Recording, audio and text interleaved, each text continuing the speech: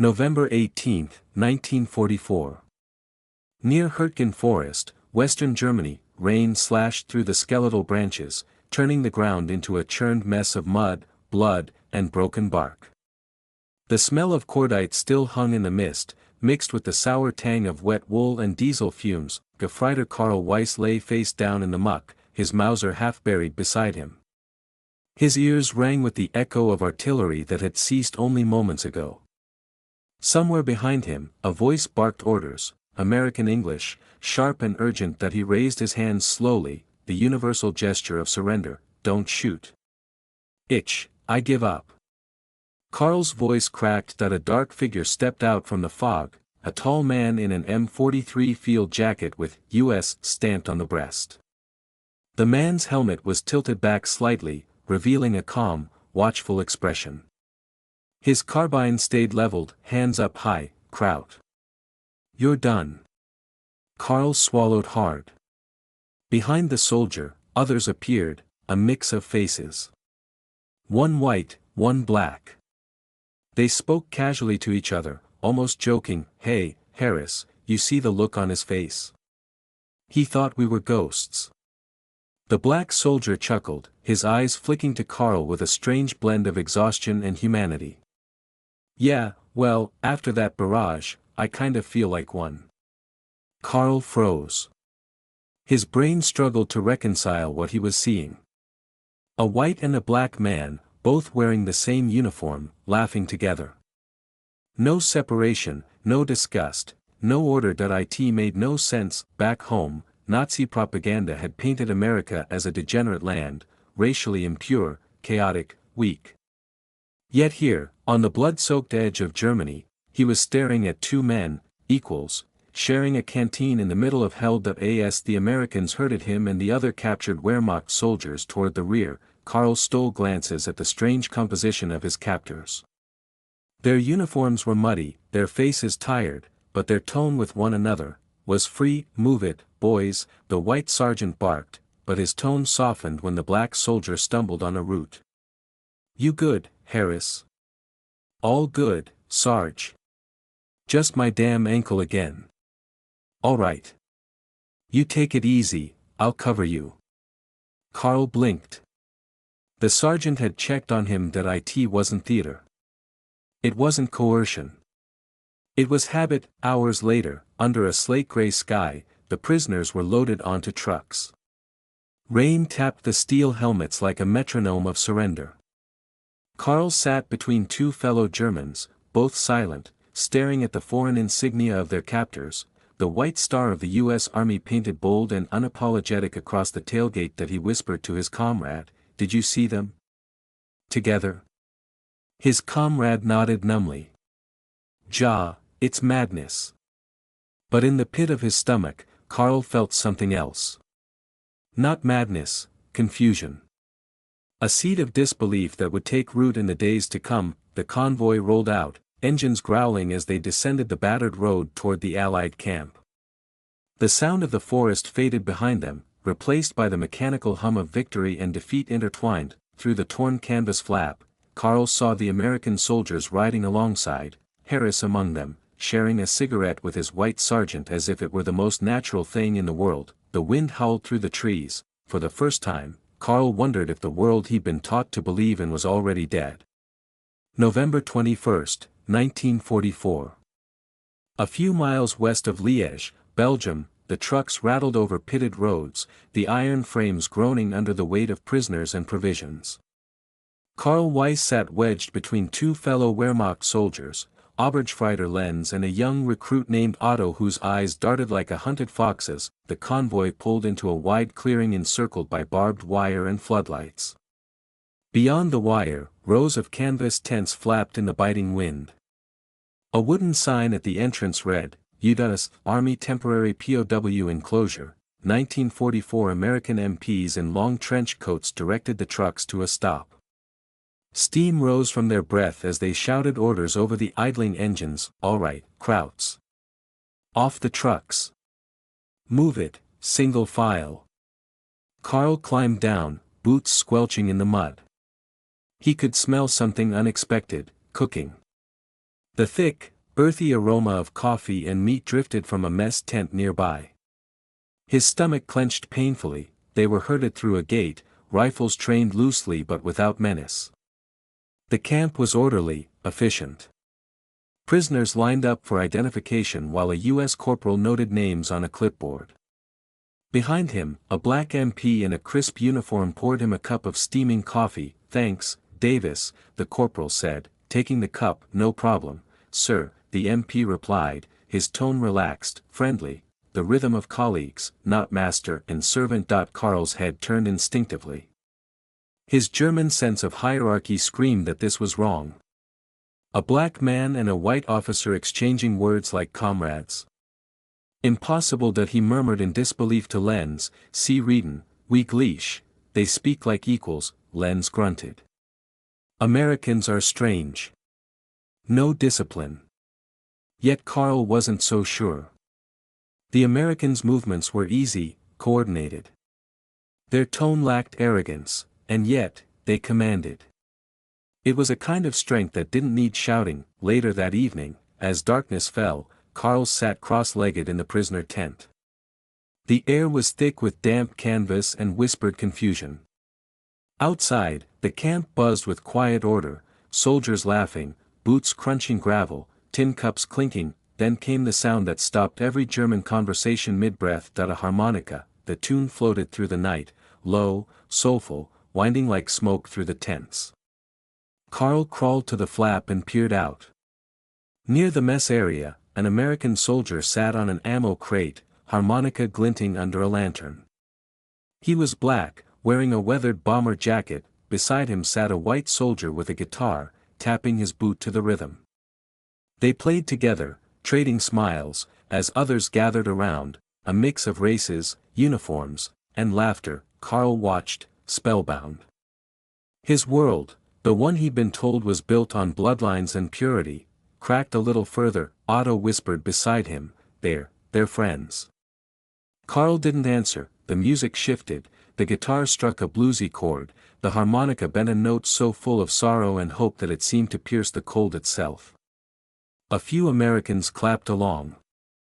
Someone passed a tin cup of coffee to another, regardless of color. Inside the tent, whispers spread. "Barbarians," they said. "Degenerates," muttered Lenz. "But look at them, they act like brothers." Carl lay back, staring at the tent's dark ceiling. In his mind replayed the face of the sergeant, the one who had checked on his black comrade's ankle without hesitation. That he thought of the posters plastered across Berlin, the speeches about racial order, the iron certainty of superiority. But out here, under the same moon that watched both sides die, he saw something entirely different. Not chaos, but a quiet kind of unity. That night, as frost gathered on the barbed wire, Carl couldn't sleep. The harmonica played on, soft and defiant. For the first time in his life, he began to wonder if the enemy he had fought so fiercely might have built something worth envying. November 23, 1944. Thanksgiving Day. Though few Germans in the camp knew what that meant, the morning air was cold enough to sting the lungs. A mist hung low over the compound, rising from the breath of hundreds of prisoners lined up under the dull light of dawn. Guards paced the fence line, stamping their boots for warmth, their rifles slung more from habit than hostility. Carl Weiss stood near the front of the line, rubbing his hands together for warmth. He had been assigned to help clean the American mess hall, a large canvas tent buzzing with life and the clatter of metal trays. It was an unwanted job, but he was curious. Inside, the smell hit him first: roasted turkey, onions, coffee. His stomach growled involuntarily. But what struck him more than the food was the noise, laughter, casual conversation, the scrape of boots on floorboards, and then he froze. At the center of the tent, a long wooden table stretched beneath hanging lamps. Around it sat American soldiers, both white and black, eating together, not segregated, not separated by duty or color. Together. A black corporal in a neatly pressed uniform sat beside a white private, sharing from the same loaf of bread. Across from them, a southern-accented sergeant poured coffee into another's tin cup without so much as a second thought. Carl's hands went still on the mop. His breath caught in his throat. "Hey, Fritz, you're missing a spot," one of the GIs called out, not unkindly. Carl blinked, embarrassed, and mopped the corner again. But his mind was elsewhere, trying, and failing, to comprehend what he was seeing. A black soldier leaned back and said with a grin, "Man, I can't believe we got real turkey this year. Feels like back home." A white GI answered, "Yeah, don't get used to it. Next week it's powdered eggs again." Laughter rolled through the tent. To Carl, it was surreal, laughter shared across color, rank, and region. Under Hitler, such a scene would have been unthinkable. His entire upbringing, every speech, every newspaper headline had taught him that these men should despise each other. Yet here, they were comrades. A white officer entered, Captain Reynolds, tall, weathered, his uniform immaculate. The room straightened slightly, though his tone was easy. "All right, boys, quick word before you stuff yourselves. We're thankful to be alive. Thankful for each other. Let's eat, make it quick, we roll at dawn tomorrow." "Yes, sir," came the chorus, unified. Reynolds' gaze drifted toward the German prisoners working quietly near the back. For a heartbeat, his eyes met Carl's. There was no hatred there, only fatigue, and something that looked almost like pity. Later, as Carl scrubbed pots at the rear wash station, he couldn't stop replaying what he'd witnessed. He turned to another POW beside him, an older sergeant named Vogel. "Did you see?" Carl whispered in German. "The way they sat together." Vogel gave a dismissive snort. "Americans are undisciplined. They let their inferiors share their food. It's weakness." But Carl shook his head. Weakness? He thought of the way they had fought, relentless, precise, coordinated. It didn't look like weakness. That evening, as the Americans finished their meal, a few tossed scraps toward the prisoners, not out of cruelty, but with an almost absent-minded generosity. Harris, the black soldier Carl remembered from the forest, approached with a dented tin plate. "Here," Harris said, handing over half a turkey sandwich. "Can't let you starve out there, Fritz." Carl hesitated, eyes darting to the guards. Harris shrugged. "Ain't poison. Promise." Carl took it. The bread was warm, the meat tender. "Danke," he said quietly. "No problem," Harris replied, offering a faint smile before walking back to his comrades. For the first time, Carl tasted American food, and with it, the bitter flavor of realization. That night, as he lay awake in the barracks, the sound of the mess hall lingered in his memory. Laughter, easy talk, no barriers. He couldn't stop thinking about it. Maybe, he thought, the Americans hadn't just defeated them with guns, maybe they'd already won with something deeper, something Germany had long since forgotten. December 1, 1944. Allied POW Camp No. 6, somewhere near Le Havre, France. The snow came early that winter, soft at first, then relentless. It covered the tents, muted the sounds of boots and barbed wire, and turned the camp into a world of white silence. For the prisoners, it was another layer of cold, another reminder of how far they had fallen from the iron dream of the Reich. But amid the chill, something else began to thaw. The Americans running the camp were busy, constantly moving, shoveling, unloading supplies, joking even in the freezing air. The prisoners watched them with a strange fascination, caught between resentment and curiosity. Carl Weiss had been assigned to the supply shed, stacking crates under the supervision of none other than Corporal Harris. The two men barely spoke the first few days. Harris would point, Carl would lift. A nod here, a grunt there. But gradually, something shifted, not in words, but in tone. One afternoon, when a crate slipped from Carl's gloved hands and cracked open, scattering tins across the floor, Harris swore under his breath, not in anger, but in annoyance. Then he crouched beside him. "Hey, easy. Ain't no rush. We got all day, man." Carl blinked, unsure what to say. He fumbled for English. "Sorry, mistake." Harris chuckled. "We all make 'em. Even Uncle Sam." He said it with a kind of easy self-mockery that confused Karl. A soldier, joking about his own army? The concept was alien. Humor was not something German soldiers were allowed about authority. After a few moments, Harris handed him a tin. You were Wehrmacht, right? Not SS. Karl shook his head quickly. No SS, infantry, 275th Division. Hurtgen. Yeah, I figured. You don't got that look. Karl frowned. What look? Harris gave a small, tired grin. The kind that don't see people. Only uniforms. The word struck deeper than Karl expected. They worked in silence for a while longer, but the quiet wasn't hostile. There was an odd rhythm between them, two soldiers from opposite worlds, bound by fatigue more than ideology. Later that evening, Karl lingered near the cook tent, waiting for the small ration of soup handed out to POWs. Through the canvas flap, he caught sight of Harris again, laughing with two white sergeants, steam rising from their mugs. You telling me you outran a tank? One of them said, incredulous. Hell yeah, man. You think I stuck around to argue with an 88? Harris laughed, the sound rolling through the tent like warmth. Karl's eyes lingered on the scene. It wasn't performance, it wasn't forced.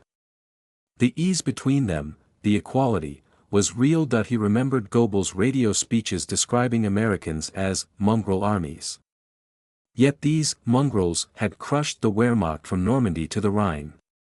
They were strong not despite their diversity, but perhaps because of it. That night, Karl wrote in the small notebook he'd kept hidden since Hurtgen, their army is mixed, white, black, others, yet they fight as one. No one seems lesser.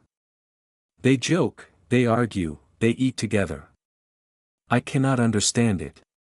But I envy it. Over the following days, Harris and Karl exchanged small words, fragments of mutual understanding. Harris asked, You got family back home? Karl nodded. A sister, near Cologne.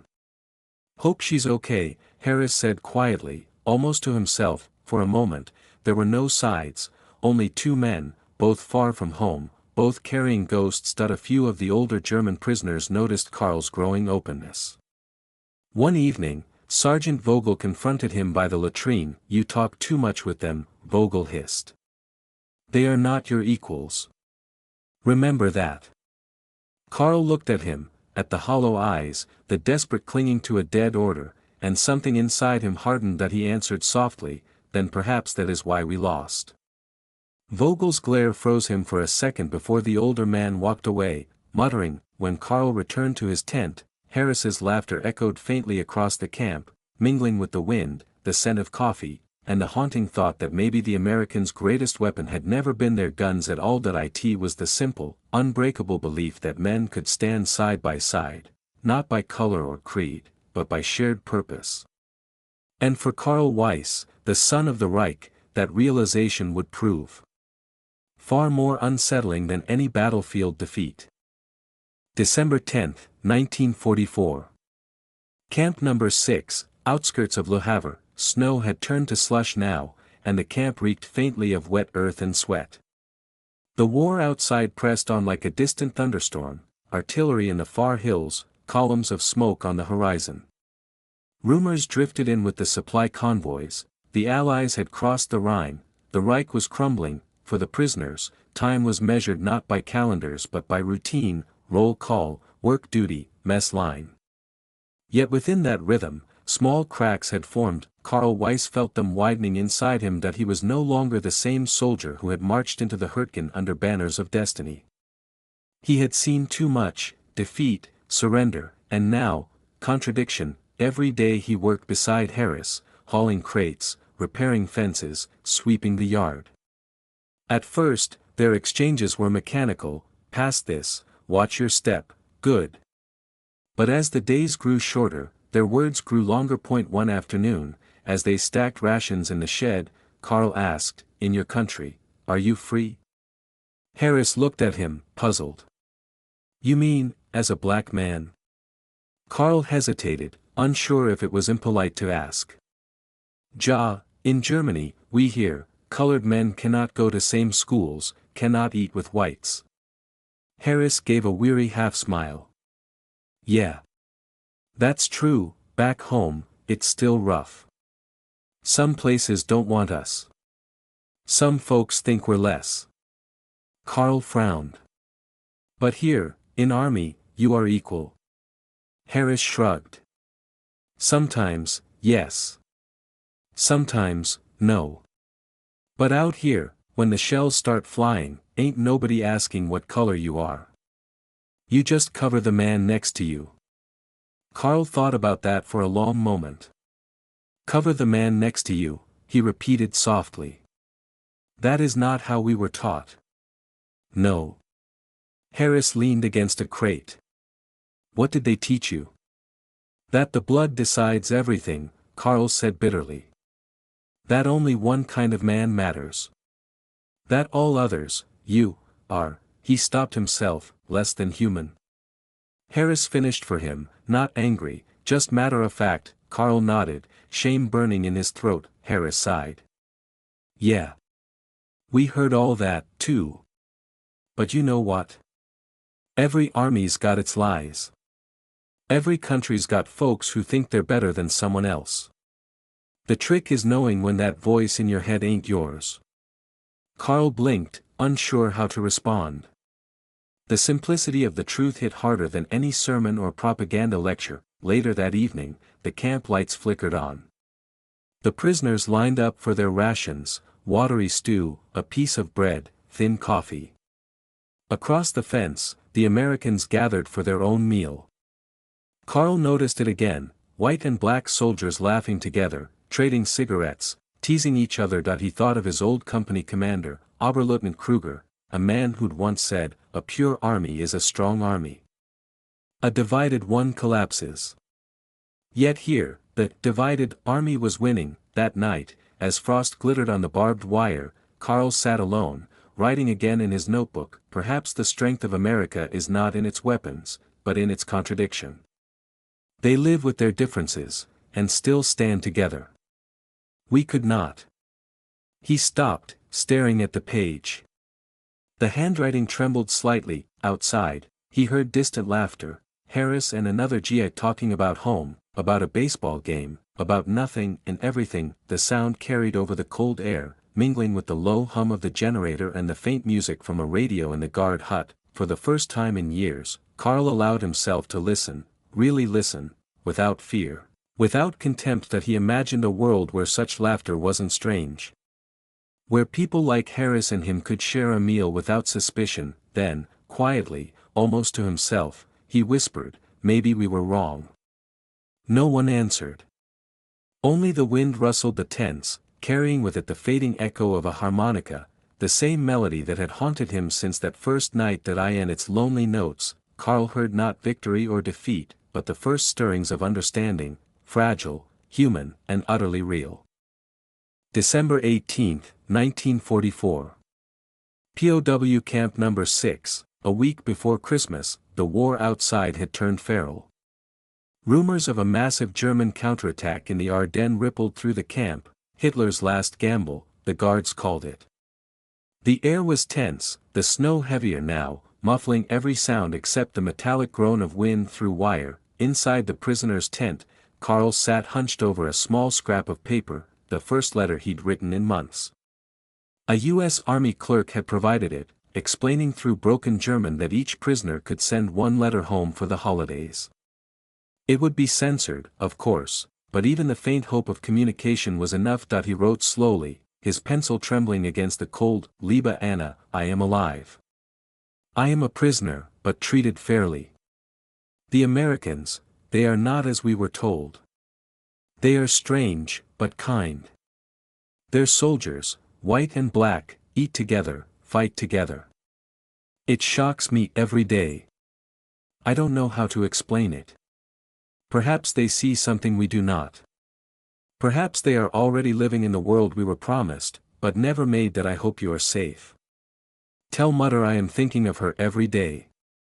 The war will end soon, it must. Dein Bruder, Karl. He read the words twice before folding the letter and sealing it with a small, brittle hope. Later that day, he carried it to the administrative tent, where Harris stood talking with a white lieutenant, laughing about something. Carl hesitated, unsure if he should interrupt. The lieutenant noticed him first. "Got a letter, Kraut?" he asked. Carl nodded. "Ja, for home." "Good. Put it here." The officer gestured to a stack of envelopes on the desk. As Carl turned to leave, Harris caught his eye. "Writing home for Christmas, huh?" "Yes," Carl replied. "My sister. Hope she gets it," Harris said. "Mail's slow this time of year, even for us." Carl smiled faintly. "Maybe next Christmas, no more war." "From your lips to God's ears, brother," Harris said, half joking, half sincere. That single word, brother, stuck in Carl's chest long after he'd returned to his barracks. The next morning, as the camp stirred to life, the prisoners were gathered for work assignments. Carl and a few others were sent to unload medical supplies near the infirmary. The air smelled of iodine and snowmelt. Inside, American medics moved briskly, bandaging, writing, carrying stretchers. A few wounded GIs lay in cots, faces pale beneath the flickering lamps. One of them, a young black soldier, moaned softly in his sleep. Carl paused, watching as a white nurse adjusted his blanket and checked his pulse with practiced tenderness. No hesitation. No disgust, something twisted in his stomach, shame, admiration, confusion. The nurse looked up. "You okay there, soldier?" she asked gently. He stammered, "Yes, ma'am. Only watching." She nodded. "He'll be fine."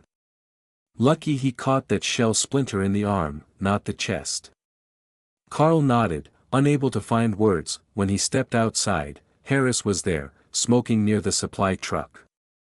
He flicked the cigarette toward the snow and said, "You saw the kid in there?" "Yes," Carl replied softly. "He is, your comrade?" "Yeah. Name's Willie. Good man. You'd like him, quiet, but funny when he opens up." Carl exhaled a small cloud of steam. "In my army, he would not be allowed to fight." Harris gave him a long look. "And that's why you lost, Carl." The words weren't cruel, they were calm, heavy with truth. Carl didn't argue. He simply nodded. That evening, he lay awake, the letter to Anna still vivid in his mind.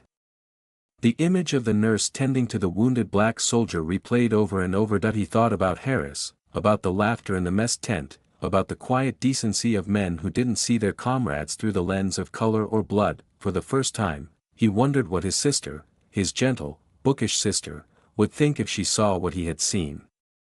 Would she, too, begin to question the old lies? Outside, snow fell again, soft, endless, erasing footprints and fences alike. In the dim silence, Carl closed his eyes and whispered to himself, "If they can share a table, maybe the world can, too." He didn't know it yet, but that small thought, simple, fragile, and human, was more revolutionary than any ideology he'd ever served. December 26, 1944. The Christmas that came to Camp No. 6 felt strange, like a holiday from another world. Outside the wire, the rumble of artillery still echoed from the Ardennes. Inside, the Americans tried to carve out something resembling peace. Snow blanketed the camp in white silence.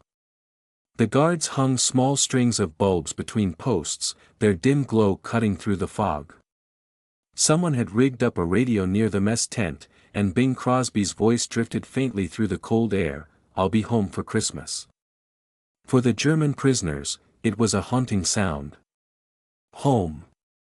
The word itself felt like a wound. Carl Weiss stood by the fence, watching a group of American soldiers haul crates of canned fruit and tin him toward the mess. Harris was among them, his laughter carrying across the yard. That night, after the Americans had eaten, the guards allowed the prisoners to have a small celebration of their own.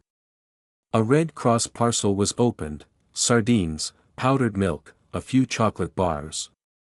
They ate in silence, the flicker of a single lantern casting long shadows on their faces. Someone began humming, "Still Nacht." Others joined in, soft at first, then fuller, until the song rolled through the tents, broken, trembling, but sincere. Across the yard, the Americans heard it and fell quiet. Harris looked up from his tin cup, listening. When the carol ended, an American voice called out through the cold, "Hey, you boys sing good over there." A few Germans laughed weakly. Then, to their surprise, a handful of U.S. soldiers began singing back, "Silent Night," in English, their accents foreign but their melody the same. For a moment, the barbed wire disappeared. The war disappeared. It was just men, tired, far from home, clinging to the same fragile hope. The next morning, news reached the camp: the German offensive in the Ardennes had failed. The Americans had broken through at Bastogne. The guards didn't gloat, but the shift in atmosphere was unmistakable. For many prisoners, denial gave way to despair. Karl felt something different, not despair, but clarity. That he walked to the edge of the yard where Harris was shoveling snow from the motor pool. "The offensive failed," Karl said quietly. Harris nodded. "Yeah. Heard about it. Guess it's almost over now." Karl hesitated. "What happens when it ends?" Harris leaned on his shovel. "For you. You'll go home. Maybe not right away, but you will. For me." He chuckled dryly. "Guess I'll go back home and fight a different kind of war." Karl frowned. "But you are a hero. You fought for your country." "Sure," Harris said, squinting against the sun. "But where I come from, a hero's still gotta sit in the back of the bus." Karl looked at him, astonished. "After all this?" Harris smiled, but his eyes were tired. "After all this?" Karl felt a strange surge of anger on Harris's behalf. "It is not fair," he said simply. "No," Harris agreed. "But we keep fighting anyway. You don't change the world by waiting for it to give you permission." The phrase lodged itself deep in Karl's mind. That evening, Karl helped carry supplies into the mess hall again. Inside, the Americans were eating together, the same blend of races, voices, and laughter that had once seemed impossible. But this time, something inside him shifted. He no longer saw confusion. He saw choice. Each man had chosen to sit beside the other, not because they were forced, but because it was right. When Harris noticed him lingering by the door, he waved him in. "Hey, Weiss. You hungry? There's extra stew." Karl hesitated. He wasn't supposed to eat with them, not officially. But before he could refuse, Harris filled a tin bowl and slid it across the table. "Go on. Ain't poison." The room went quiet for a heartbeat. A few Americans glanced up, uncertain. Then one of them, a sergeant from Ohio, shrugged. "Hell, why not? Guy looks half-starved." They made space for him. Karl sat down slowly, feeling every pair of eyes on him. His hands trembled as he lifted the spoon. The stew was thick, warm, real. Someone cracked a joke about how the Germans had better manners than most of the GIs, and the room laughed. The tension broke. For the first time, Karl Weiss, a son of Nazi Germany, ate at a table with black and white Americans, surrounded by easy conversation and the smell of food. It was nothing dramatic. No speeches, no declarations. Just the quiet clatter of spoons and the sound of men being human. When the meal ended, Harris nudged him. "See? Not so bad." Karl nodded slowly. "No," he said. "Not bad at all." Outside, snow was falling again, soft and silent. For the first time, Karl didn't feel like a prisoner. He felt like a witness. A witness to a world that, even in war, dared to be better than the one that had raised him. May 1945. Somewhere near Le Havre, France, the war was over. Germany had fallen. Hitler was dead.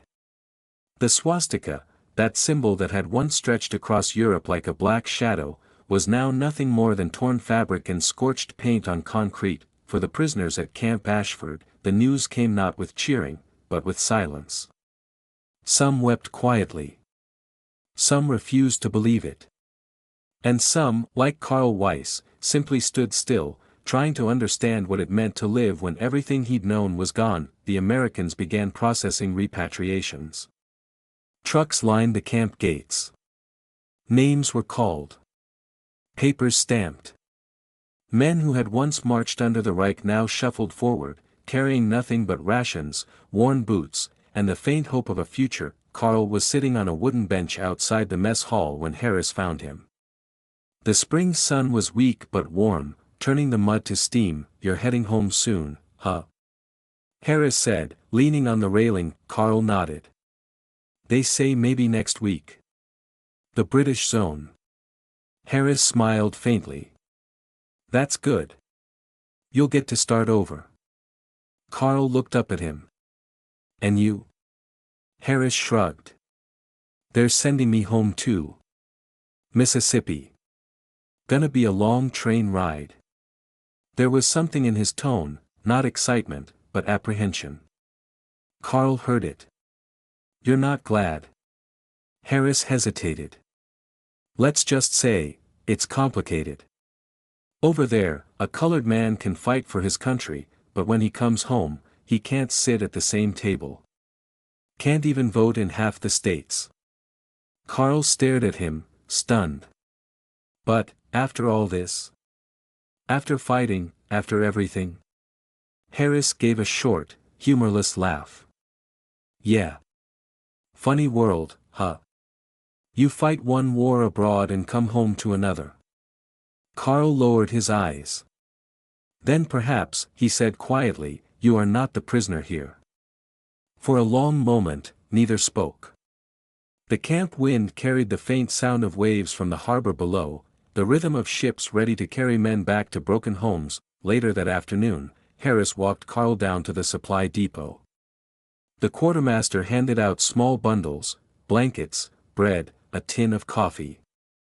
Harris slipped something into Karl's hand, a small, battered photograph that it showed two men in uniform standing shoulder to shoulder, one white, one black, in front of a jeep. Harris grinned. "One for the road. So you don't forget." Karl turned the photo over. On the back, in careful block letters, it read, "A man's color don't tell you his soul. Corporal Elijah Harris, U.S. Army." Karl's throat tightened. He wanted to say something profound, something worthy of the moment, but all that came out was, "Danke. For everything." Harris clapped him on the shoulder. "You just remember, Weiss. What we talked about. Don't let them tell you who to hate next time." Karl nodded. "And you, don't stop fighting for the world you spoke of."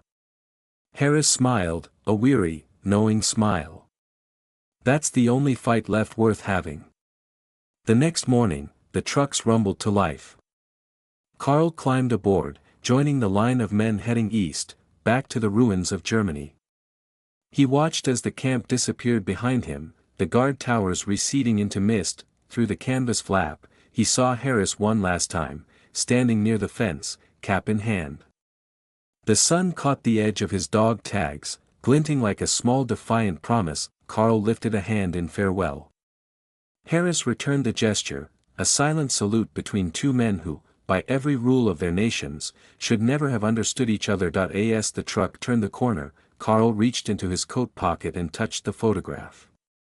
The paper was warm from his hand. He looked out over the French countryside, scarred but blooming again with spring.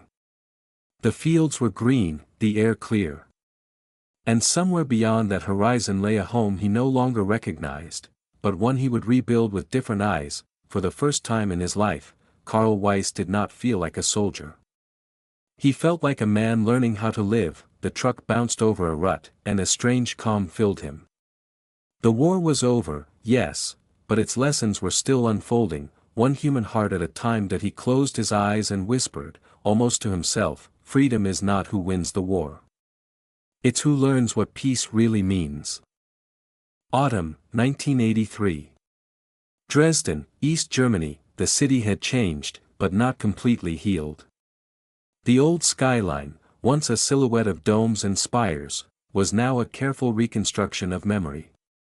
Soviet-era blocks loomed beside Baroque facades, each a scar turned to structure. In a narrow house near the Elbe River, an old man sat beneath the slanted roof of his attic, a thin layer of dust rising as he lifted an old wooden chest onto the table.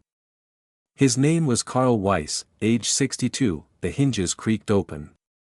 Inside lay a few relics of another life, a rusted Wehrmacht belt buckle, a folded map of the Ardennes, and a single photograph, faded but intact. Two soldiers stood side by side, one white, one black, both squinting against the sun. On the back, the handwriting had blurred with time, but the words were still legible. A man's color don't tell you his soul. Corporal Elijah Harris, U.S. Army. Karl traced the letters with a trembling finger. His mind drifted back through 4 decades, through hunger and rebuilding, through silence and watchful neighbors, through a Germany split in two. He had never forgotten that winter in 1945, nor the man who had taught him that freedom could look like friendship. He rose slowly and crossed the room to the small window overlooking the street below. The faint hum of life, bicycles, children's laughter, a tram bell, carried upward. Life went on, as it always did. On the wall behind him hung a different set of photographs, his wife, Anna, long gone now. His children, grown, scattered across Berlin and Hamburg. A grandchild he'd only met once. None of them knew much about the war years. He had told them only that he was a prisoner in France. Never more, but lately, as his joints stiffened and the nights grew long, the old memories returned, not as guilt, but as a kind of quiet reckoning. He sat again, holding the photograph. The ink on the back had begun to fade completely now, but the faces still endured, unblurred by time. He whispered, "You were right, Harris. You were right all along." Outside, the post-war world had turned and turned, from Cold War to détente, from division to the slow, uncertain steps towards something like peace. And somewhere across the ocean, in Mississippi, another old man named Elijah Harris might have been sitting in his own quiet home, telling his grandchildren about the war, about the winter of '45, about a German prisoner who looked at him not with hate, but with wonder. Perhaps he too had kept a photograph. Perhaps he too remembered the moment they shook hands at the gate, and how strange it had felt to realize that in the end, they were both just men trying to make sense of a broken world. That evening, Karl descended from the attic carrying the photograph. He placed it carefully in a new frame, one of dark oak, and set it on his writing desk beside a candle. Then he began a letter. His handwriting was slow, deliberate, the strokes uneven but steady. "To my grandson, Lucas, you asked me once what it was like, the war. I could tell you about the battles, the cold, the hunger. But those are not the things that stayed with me. I want to tell you instead about a man named Elijah Harris. He wore a uniform like mine, but he belonged to a country that believed in something I did not yet understand, that a man's worth is not written in the color of his skin or the flag above his head, but in the choices he makes when no one is watching. When I was captured, I thought my life was over. Instead, I began to see the world for the first time. I learned that even in war, you can find truth, and even in defeat, you can find grace. If you remember anything of me, remember this: never let anyone tell you who to hate. The enemy is never the one across the field. It is the fear inside us that makes us stop seeing others as human. Your grandfather, Karl Weiss. He signed it, folded it gently, and tucked it behind the framed photograph. The candlelight flickered across the glass, catching the smiles of 2 young soldiers frozen in sunlight, their shadows long gone but their lesson eternal. Outside, the autumn wind rustled the trees along the river, and in that quiet Dresden attic, 40 years after the guns had fallen silent, a small piece of the 20th century's darkness lifted, one photograph at a time. January 1945. The war was nearing its end, though no one could yet see the shape of peace. The camp felt different now, more like a waiting room than a prison. The guards were tired, the prisoners quieter. The days stretched long, filled with small routines that blurred into each other. Karl Weiss began writing letters he could not send at first. They were addressed to his mother in Dresden. He described the camp, the snow, the way the Americans treated him with an odd kind of decency. He told her not to worry. He told her he was learning English. He told her he had met a man named Harris, but as the weeks went by, the letters changed, they stopped being reports and started becoming confessions. Mother, I used to believe I was fighting for honor. But what is honor, if it asks you to stop seeing others as human? I think now, perhaps we were not soldiers. Perhaps we were just frightened men following a voice that promised certainty. He folded the letters neatly and hid them beneath his mattress. He knew they would never reach her. One cold afternoon, Harris came to the workshop where Carl was repairing crates. You ever think about what you'll do after all this? He asked. Carl didn't look up. After the war? Yeah. I don't know. Germany will be in ruins. Maybe I'll work with wood again. Maybe I'll build something. Harris nodded. That's a good plan. Me, I'll go back to Mississippi. Try to finish school if they let me. Carl frowned. If they let you? Harris laughed, shaking his head. Yeah, well, down there, folks got rules about who gets to dream. But I'll find a way. Carl studied him for a long moment. There was something in Harris's voice, steady, unbroken, that made him ashamed of how easily he had surrendered to propaganda, to obedience, to fear. He put down his hammer. You are freer than I ever was, he said quietly. Harris blinked. Come again. I thought freedom meant doing what your leaders told you, Carl said. Now I think freedom means saying no, even when you are afraid. Harris smiled. Then you're learning faster than most. In February, the camp received news of the bombings over Germany, Dresden among them. Carl stood motionless as the names of the cities were read aloud. For a moment, he couldn't breathe. The world narrowed to a single question: was she alive? He stumbled outside, his vision swimming. The snow was falling thick and fast, erasing everything it touched. Harris found him sitting alone by the fence, his hands trembling. Carl, he said gently, you heard about Dresden? Carl nodded, unable to speak. I'm sorry, man. Carl pressed a hand against his eyes. She was all I had. Harris crouched beside him, silent for a long time. Then he said, you know what my mama used to tell me when bad things happened? Carl shook his head. She said, you can't stop the sky from falling. But you can choose what you stand for while it does. Carl looked up at him, eyes red.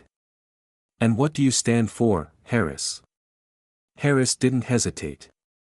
For the world we could have. Not the one we got stuck with. That night, Carl took one of his unsent letters and rewrote it. Mother, if you are gone, then I will live for the world you wanted me to see, a world where men are not divided by the color of their skin or the flags they are told to die for. I will not forget what I have learned here. Even in captivity, I have met freedom. He folded the paper and placed it carefully back beneath his mattress. Outside, the wind rattled the tents. Somewhere in the dark, a guard's radio crackled with a new report. The Russians were advancing toward Berlin. The end was coming, but for Carl Weiss and Harris, something else had begun, an understanding that war could destroy nations but not the human will to rebuild meaning. They did not know it yet, but the story of their unlikely friendship was only halfway told.